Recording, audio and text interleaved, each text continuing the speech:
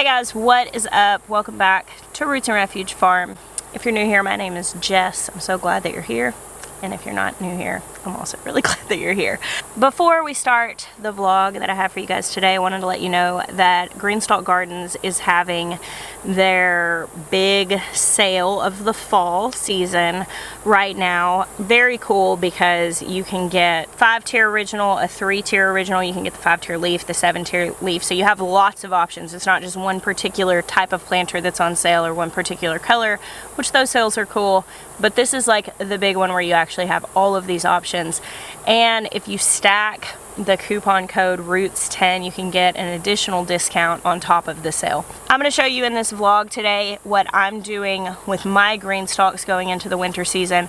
I actually think that green stalks really shine in the fall and early winter planting. I have seen where people roll them into their garage to protect them from, you know, cold nights, and then roll them back out into the driveway to get sun during the day. I have grown lots and lots of salad greens and green stalks over the last few years. I really like growing in green stalks. I do live in a mild place, but I have seen people growing in them even in places that are cooler than here, and like I said, adapting in colder places. The thing I love the most about Greenstalk is, one, it's owned by an amazing family, truly a family-run business. Actually, the daughter of the inventor of the original Greenstalk, who obviously works for the company, is coming out here very soon because we're working on a project, which is really awesome, and we have become actual friends over the 5 years now, I think, that I've been working with Greenstalk. It's been quite a while, and I love that it's an incredible product. I love a product that I know is made in the US. It's made with food safe plastic, and even beyond that, I think it's amazing that it's giving a lot of people an opportunity to grow that might be in a situation that they can't. I'm still using green stalks. I have lots and lots of space. I love growing salad greens and leafy things in them because they stay so clean. But I have talked to so many people that have been able to experience the joy of gardening in a food safe container, which was made in the United States, in a very small footprint on a patio, and they've been able to use this as a tool to allow them to grow while they're turning their waiting room into a classroom. So I'll put the link down below. Like I said, stack the coupon code ROOTS10 and you've got lots of options on this sale. It's going from September 1st to September 6th for Labor Day. Alright guys, let's watch this vlog. Oh, look at this horseradish. I just didn't know when I put this here what it was going to do, and everybody's told me I'll now have horseradish here until the end of time. Some of these leaves, which these came together, and some leaves look like this, and some leaves look like this. What's going on with that? Oh, look what I found. Some farm kitties. Hello, little farm kitty. Oh, it won't be long and I'll be harvesting salads out of my green stalk. All of these little salad starts were started from seed just a couple of weeks ago, and they're starting to look really good. Of course, I've got strawberries still throughout here. This variety of strawberries, I think I planted them a little late. Now, I did 2 varieties of strawberries this year, and unfortunately I didn't mark them. One, I need to look back and see.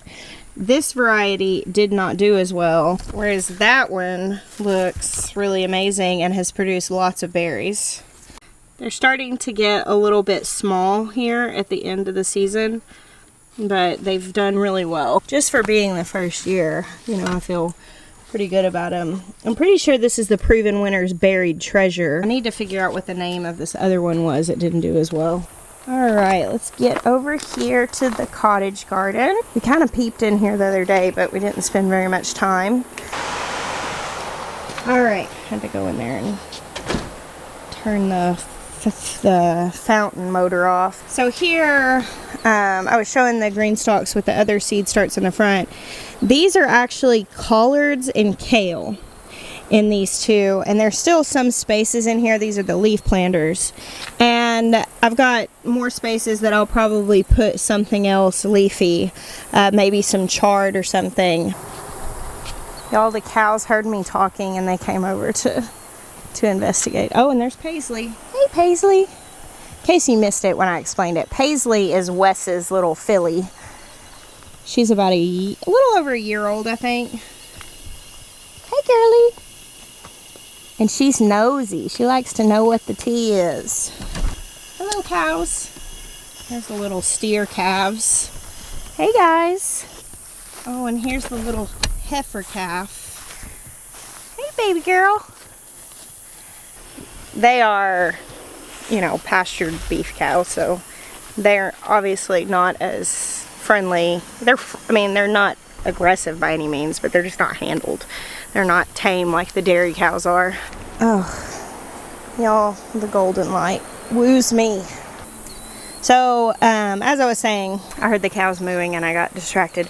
But I'm gonna do chard. So I've got collards, kale, chard. These are 7-tier leaf planters. In the front I have 2 7-tier leaves and I have 2 5-tier originals, and the leaf is more shallow, the original is deeper. They've got it listed on the Greenstalk website what they suggest growing in each one. So if you're new to gardening and you're not really familiar with like the root systems of things, but just most of the things you're going to grow over the winter in a Greenstalk, like all the leafy stuff, they would all do well in the leaf because they don't have deep roots. However, if you're going to try to grow like tomatoes, peppers, stuff like that in the summer, the original is good because it's going to have more, really it's more about water, I think. I mean, like sometimes you get deeper root systems. It's more about like the actual content of soil and how much water it can hold. And these are obviously, it's less soil, it's going to hold less water, it's going to hold less nutrients. And for leafy things, that's fine because over the winter, it's not as hot, they're not going to be sucking that stuff up. And though I live in, you know, a warm place and have lived in a warm place, even where we lived before, I've now grown salad greens in a leaf planter over multiple winters. And they do great. I love it because they stay clean. So you can come and just pick the leaves off of here.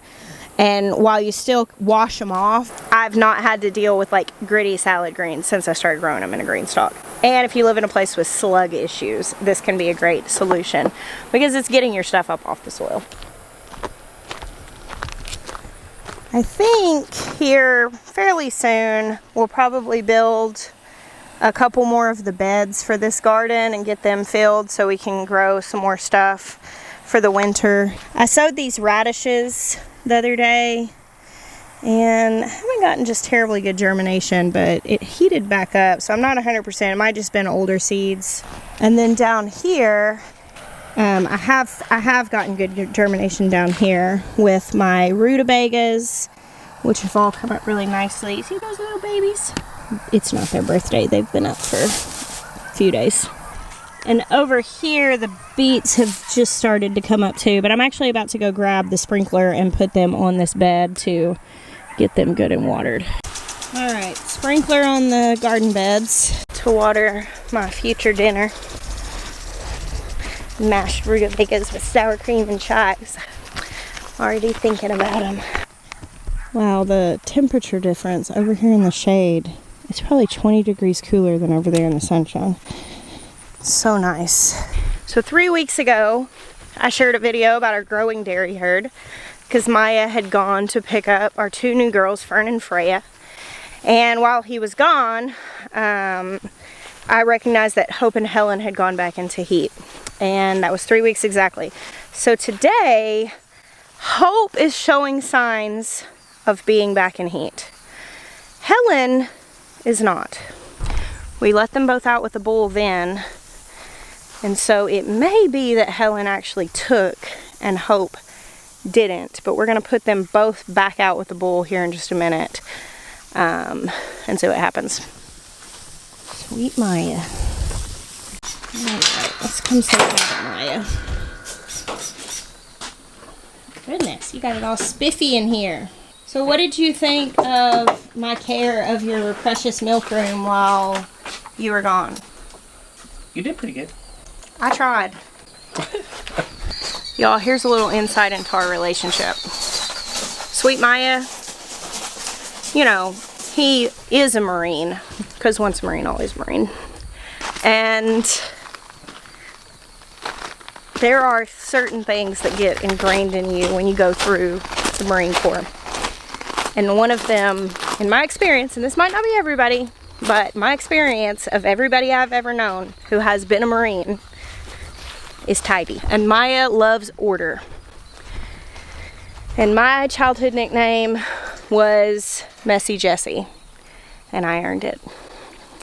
So I have to try really hard whenever I'm in charge of something. Like Maya's been out of town for the last week. He just got back.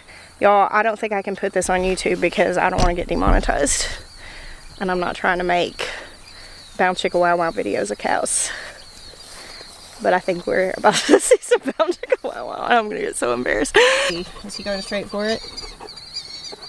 So with cows, they go into heat and they mount everything. Everybody, get out of the way, you'll get a bone broken. Like, that's how it is. But then there's what's called standing heat, which is when they will actually stand to be mounted. And when I looked outside earlier, I saw one of the other cows, the heifers, mounting Hope. And that's when I told Miah, hey, we need to get her out back with the bull because she is in heat again. If she's standing, we don't want to miss that window. Well, we've stood out here and watched the peep show long enough.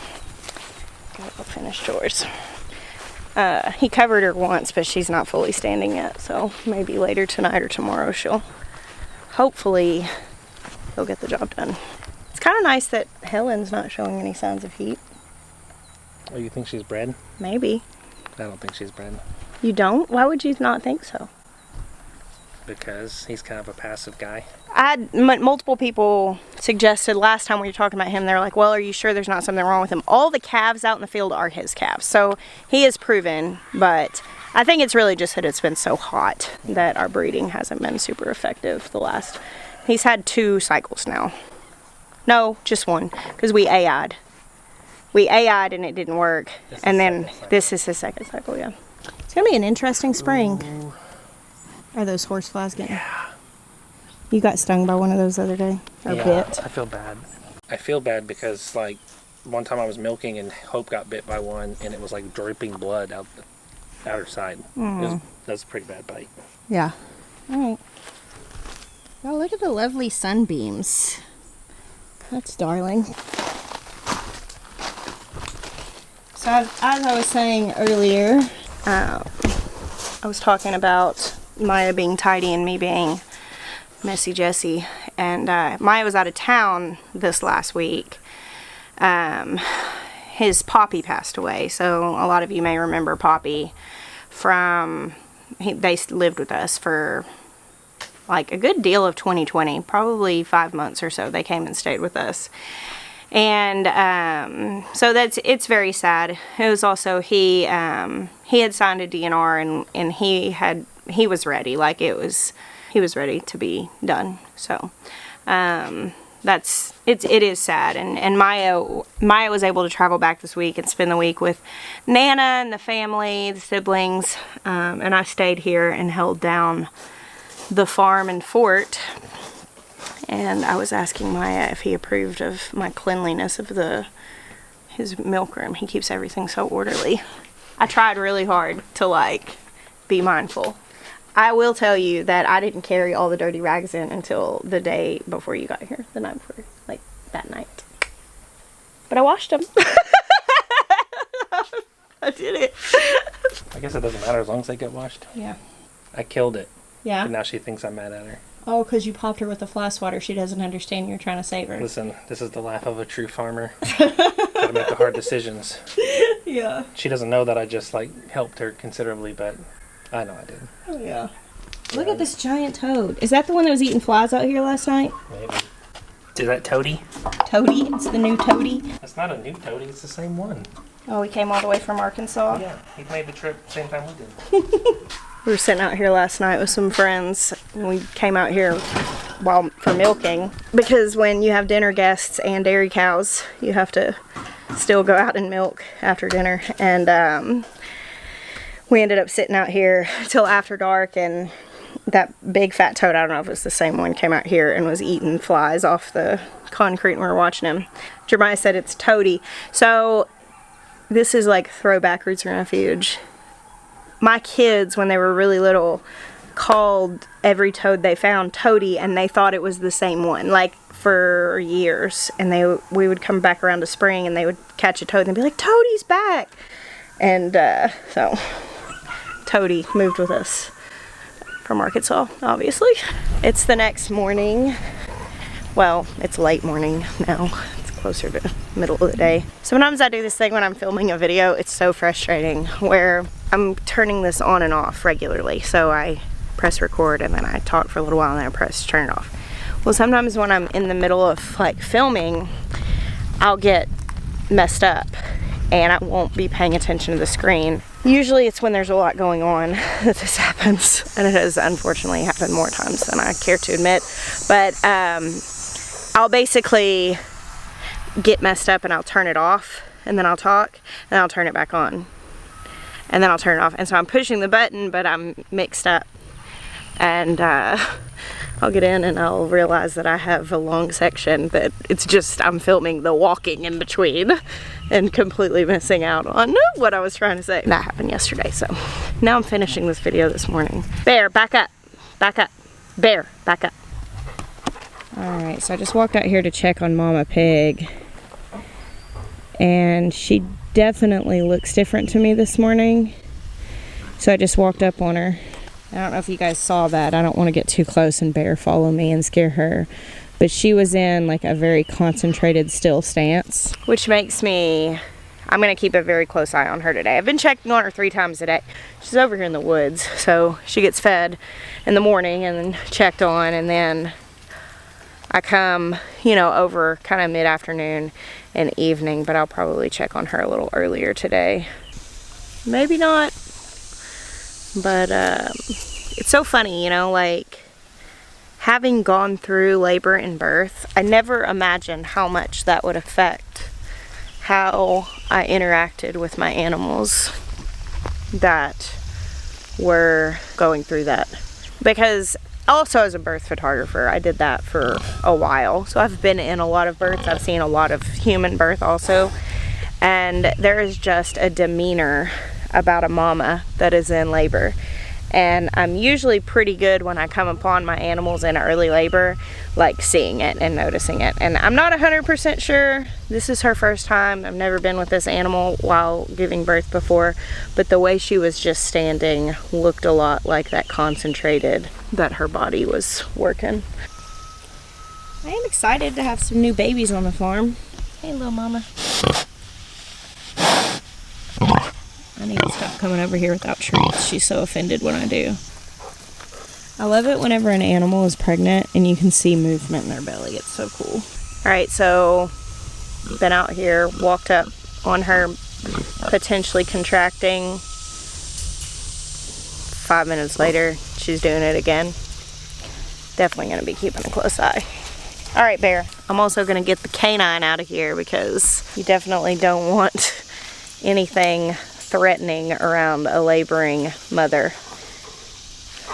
I know, we both know this guy's a doofus. She knows he has sharp teeth, so he'll put her on edge.